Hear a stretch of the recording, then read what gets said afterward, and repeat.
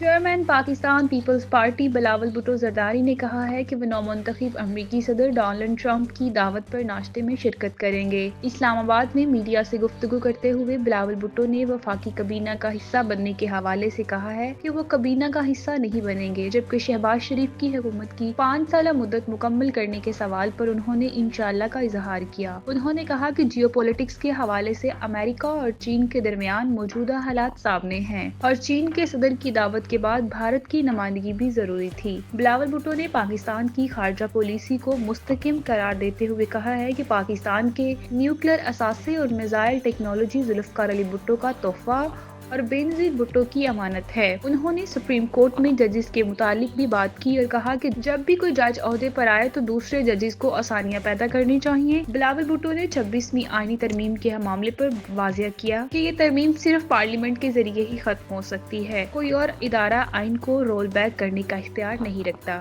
امریکی صدر Donald Trump کی دعوت کے بارے میں بات کرتے ہوئے بلاول بھٹو نے کہا ہے یہ سلسلہ ان کی والدہ کی حکومت سے شروع ہوا تھا اور وہ اس دعوت پر ناشتے میں شرکت کریں گے۔ بلاول بھٹو نے پیپکا ایکٹ کے بارے میں بات کرتے ہوئے کہا ہے اگر حکومت اس پر میڈیا اور ڈیجیٹل میڈیا کے نمائندوں سے مشاورت کرتی تو بہتر ہوتا اور حکومت کو کوئی بھی قدم اٹھانے سے پہلے اتفاق رائے پیدا کرنا چاہیے۔